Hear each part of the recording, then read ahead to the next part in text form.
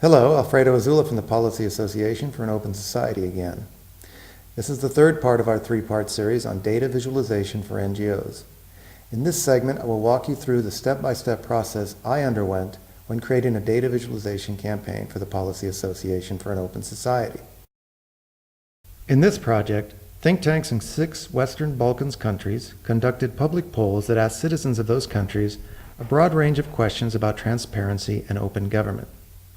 So the data that I started with were the results of the surveys taken in the target countries.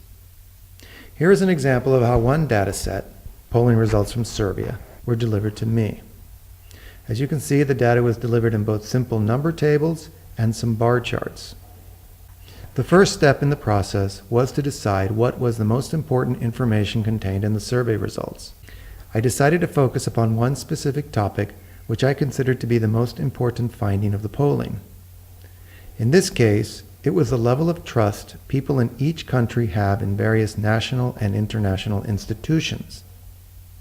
Then I compared the results in each country to see what the story behind the numbers was. One thing I noticed was that although people in each country had different ideas about who they trusted the most, they all agreed upon whom they considered the most untrustworthy institution in their country. So I decided that was my story. Next, I had to decide on what visual elements would be used to create the data visualization. This is a good time to talk a little bit about how to classify the elements you can use to create a data visualization. I classify these elements into 2 categories. The first I call the representative. The second I call reflective. A representative element is something that does not exist in the real world, but uses an image that is abstracted to represent some data. It includes things like graphs and charts and so forth. A reflective element is a depiction of something that does in fact exist in the real world, such as a photograph of a person or a map or an icon, and so on. These are typically much more powerful elements and are much more likely to elicit a response than, say, a pie chart. Many data visualizations that we have seen incorporate both of these elements. To help organize my thoughts, I started off creating a representative element, a series of charts compiling the standings of the levels of trust in each country. While this was useful, it was not particularly interesting to look at and did not deliver the story in an immediate glance.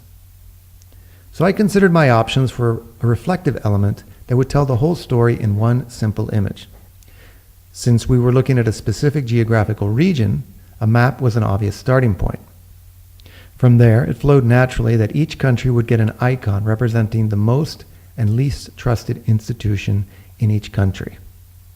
In the end, I created 2 maps, one showing the most trusted, the second showing the least trusted. I also wanted to give the user an opportunity to dig into the data a bit more and to see the full results of the standings in each country. For this, I found a role for the charts I had created earlier. In order to combine the 2 elements, I decided to link them through an interactive element. The user could decide if they wanted more detailed information about the results by pointing at each country to make a chart appear showing the full detailed results.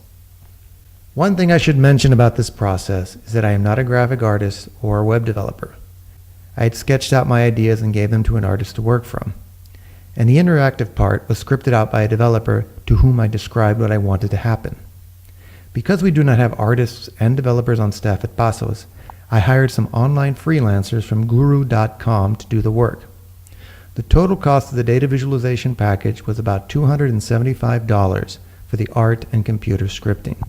For a more highly detailed methodology for creating data visualizations, I can recommend a publication released by the Open Society Foundations called Visualizing Information for Advocacy, an Introduction to Information Design. It is available in the course materials section of this class. With that, I will bring this video series to an end. Thank you for watching.